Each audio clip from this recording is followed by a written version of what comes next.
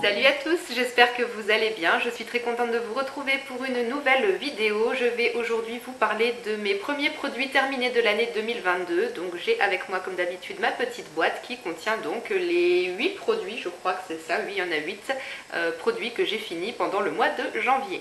Et on commence avec tout ce qui concerne les produits pour le corps. Donc tout d'abord un échantillon de parfum, c'est l'eau de toilette Flower by Kenzo. Je connaissais déjà l'eau de parfum classique Flower by Kenzo, comme beaucoup de monde je pense, c'est un parfum qui est quand même assez connu, mais l'eau de toilette je suis pas certaine que je l'avais déjà utilisée, donc du coup j'ai pu la tester avec cet échantillon et j'ai bien aimé, comme l'eau de parfum classique que j'aime beaucoup. L'odeur est ici un petit peu plus légère puisque c'est une eau de toilette, mais moi j'ai trouvé que ça tenait quand même plutôt bien sur ma peau et c'est un parfum floral musqué, c'est tout ce que j'aime. Moi il y a des notes de fleurs et puis en fond des notes de musc blanc et de vanille, donc c'est un parfum qui est assez féminin, un petit peu sensuel aussi je trouve et pas entêtant. Pour moi c'est le type de parfum qui se porte assez facilement en toute occasion. Bon, j'irai pas le racheter parce que c'est pas dans mes projets de m'acheter des parfums de luxe, mais si jamais j'ai l'occasion de pouvoir réutiliser ce produit ou si quelqu'un veut me l'offrir, pourquoi pas, ça sera avec plaisir parce que c'est une eau de toilette que je trouve vraiment très sympa. Ensuite j'ai fini un petit format de 50 ml d'un gel douche Yves Rocher à la pomme rouge. C'était une édition de Noël, mais un Noël d'il y a déjà quelques années.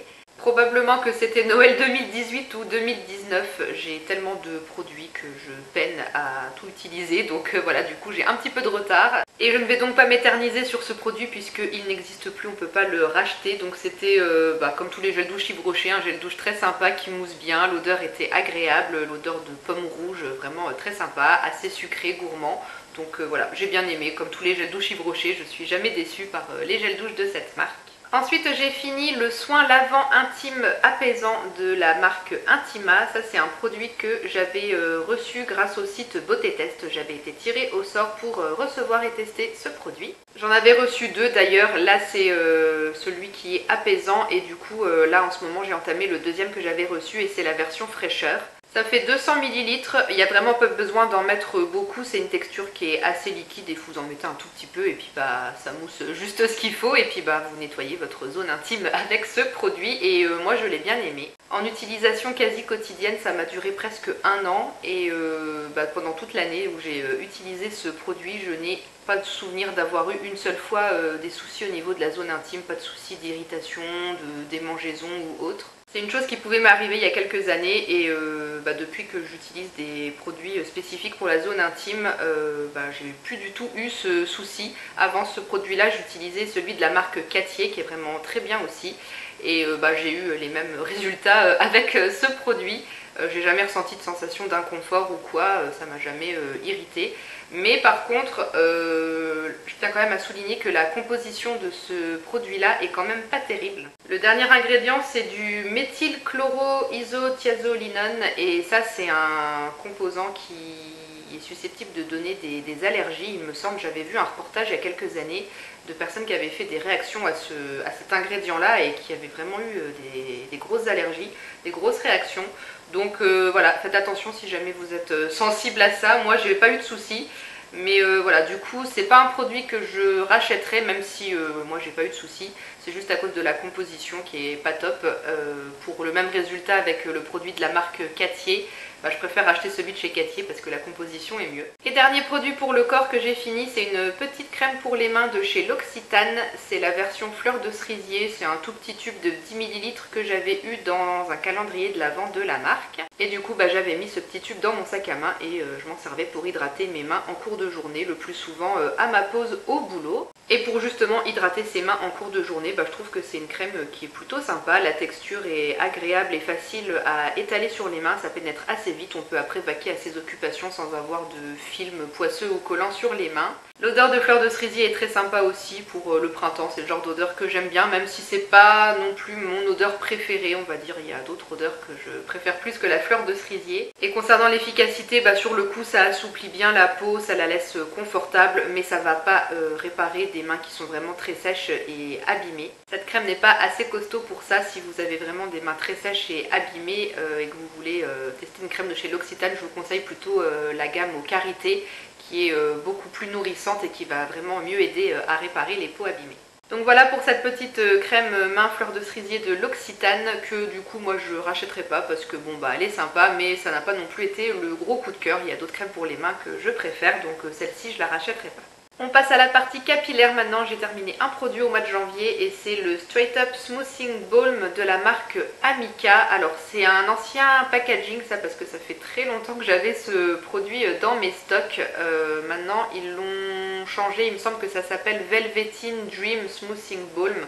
Mais c'est toujours le même produit, il a juste changé de nom et de packaging et c'est donc un baume lissant qui lisse, contrôle et combat les frisottis. Et c'est aussi en même temps un protecteur de chaleur, donc du coup c'est le produit que j'utilisais dernièrement pour protéger mes cheveux avant d'utiliser le fer à lisser. Et c'est un baume lissant qui fait vraiment très bien son boulot, je l'ai adoré, il discipline vraiment bien les cheveux, il combat très bien les frisottis effectivement, quand je lissais mes cheveux à l'aide de ce baume, j'avais vraiment pas de frisottis, mon lissage était vraiment parfait. Au niveau du mode d'emploi, il faut donc appliquer ce produit sur les longueurs quand elles sont encore humides, donc après avoir lavé vos cheveux, pas sur cheveux secs. Et ensuite, soit vous séchez vos cheveux au sèche-cheveux, vous faites votre brushing, ou alors comme moi, vous attendez que vos cheveux sèchent et puis vous utilisez le fer à lisser. Et ça facilitait bien le lissage, mes cheveux étaient bien lisses sans frisottis et ça tenait jusqu'au shampoing suivant. Bon, il ne faut pas être très regardante sur la composition parce qu'il y a quand même une petite tripotée de silicone, il me semble. Il y en a déjà un en deuxième position, mais bon, moi comme je n'applique ça que sur mes longueurs et que ça touche pas mes racines, ça me dérange pas trop. Et ce que j'ai adoré aussi avec ce produit, c'est son odeur, comme tous les produits de la marque Amika. Ils sentent vraiment super bon, ça sent les produits de coiffeur un petit peu sucrés, c'est vraiment super agréable. J'avais utilisé un échantillon d'un masque de la marque Amika cet été qui a la même odeur et franchement j'adore et ça reste un petit peu dans les cheveux donc vraiment super agréable, très bon produit, agréable à utiliser et très efficace. Si jamais j'ai l'occasion de racheter ce produit ou du moins sa nouvelle version, et ben je le ferai sans hésiter parce que vraiment c'est un super produit pour lisser et protéger de la chaleur. Dernière catégorie, les soins visage, puisque je n'ai pas terminé de maquillage au mois de janvier. Donc pour les soins visage, j'ai fini l'eau florale de rose de Damas de la marque Fleurance Nature.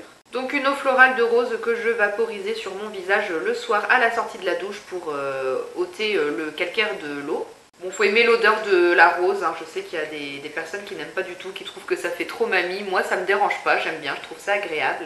Et le petit vaporisateur du flacon était très bien, ça envoyait une brume vraiment très fine. Vous n'avez pas un splash de grosses gouttes qui vous arrive sur la figure, donc c'est vraiment très agréable à utiliser. C'est un geste dont je peux plus me passer quand je sors de la douche. Et j'alterne les senteurs pour pas trop me lasser, donc voilà, là j'ai fini la rose. Et la marque Fleurance Nature en plus c'est une bonne marque avec des bonnes compos et tout. En général j'aime toujours bien leurs produits, donc pourquoi pas la racheter un peu plus tard si l'occasion se présente.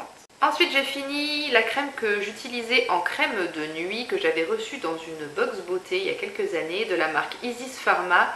C'est la crème hydratante fortifiante pour peau normale à sèche dans la gamme Sensilia. Je connaissais absolument pas cette marque Isis Pharma. Je suis allée voir vite fait sur leur site internet, ils ont vraiment plein de soins visage, différentes gammes adaptées à tous les types de peau.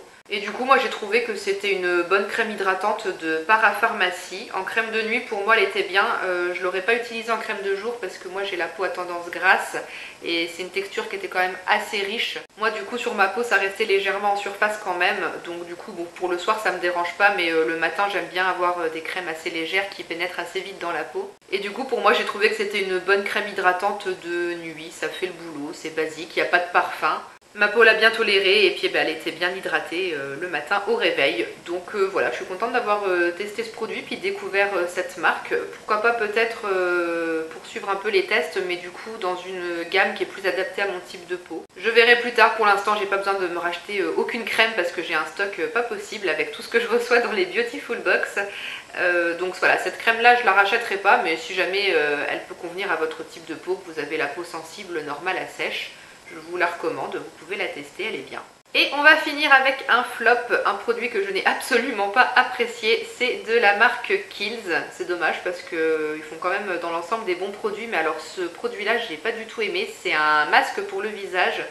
C'est un petit format de 14 ml que j'avais eu en cadeau avec une commande. Alors c'est écrit tout en anglais, là je vais vous le dire en français, ça sera quand même mieux. C'est le masque bouclier dépolluant à la coriandre et à l'extrait d'orange. Et alors du coup c'est un masque de nuit en fait qu'on est censé utiliser d'une certaine manière, mais pour moi ça a été impossible de suivre le mode d'emploi. Je n'ai pas pu l'utiliser comme il était préconisé parce que franchement c'était pas possible. Déjà au niveau de l'odeur, je sais pas si c'est la coriandre qui sent comme ça, mais franchement moi j'ai pas aimé. C'est assez particulier et je me voyais pas rester avec cette odeur là sur mon visage toute une nuit. Ah non, franchement moi l'odeur j'ai pas du tout apprécié, et en fait c'est un masque de nuit, je sais plus si je vous l'ai dit, il me semble que oui.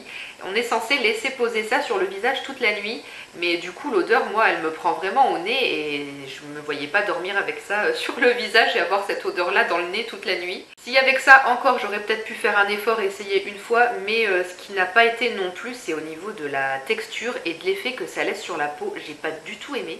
Il restait un tout petit peu de matière au fond du pot, je sais pas si vous arriverez à voir quelque chose, mais c'est une, je sais pas, non franchement la matière c'est pas possible, je sais pas comment vous décrire ça, mais ça colle à la peau. Alors en fait au niveau du mode d'emploi on est censé donc appliquer une couche de masque sur le visage, une bonne couche de produit. Il faut laisser poser ça 10 minutes et ensuite il faut prendre un mouchoir et essuyer le surplus de produit avec le mouchoir et laisser juste vraiment une fine couche de produit qui est censée du coup rester sur votre peau toute la nuit, et puis vous l'enlevez le lendemain matin seulement. Sauf que la couche de produit qui reste sur le visage, même si elle est fine, moi je la sentais, ça laissait un effet vraiment pas agréable du tout et je pense que j'allais complètement ruiner mes têtes d'oreiller, ou alors il aurait fallu dormir sur une serviette. Mais franchement, non, la texture, l'effet que ça laissait sur la peau, c'était vraiment pas agréable et je me voyais pas dormir avec ça la nuit. Donc du coup, moi ce que je faisais, c'est que je faisais ce masque en fin de journée vers 18h, 18h30 et puis je le laissais poser la soirée, puis je l'enlevais avant d'aller au lit en fait. Donc voilà, je le laissais poser en gros 2h30, 3h, 4h grand max, pas plus. Et du coup, comme je ne l'ai pas utilisé de la façon dont on est censé l'utiliser, je pourrais pas trop vous dire ce que j'en ai pensé parce que j'ai absolument pas constaté quoi que ce soit en laissant poser ce truc 4 heures sur ma peau. Je voyais pas d'effet sur mon visage. J'avais pas la sensation d'avoir une peau plus propre, plus nette ou quoi que ce soit. Donc voilà, franchement ce masque, j'ai pas compris, je n'ai pas aimé. Et en plus de ça, on nous dit bien de faire attention parce que ce produit contient un acide alpha-hydroxy, donc un AHA qui peut augmenter la sensibilité de votre peau au soleil et en particulier le risque de coup de soleil. Donc il faut utiliser un écran solaire, porter des vêtements protecteurs et limiter l'exposition au soleil pendant l'utilisation de ce produit et la semaine suivante. Donc bon, moi ça va, j'ai utilisé ça quelques soirs en hiver et puis il n'y a pas de soleil en Lorraine, hein. Ça fait très longtemps qu'on l'a pas vu, ou alors on l'aperçoit pendant un après-midi et puis après il se barre pendant une semaine. Donc là-dessus j'ai pas pris trop de risques, mais non franchement ce masque dépolluant, la coriandre, extrait d'orange, non franchement je vous recommande pas du tout.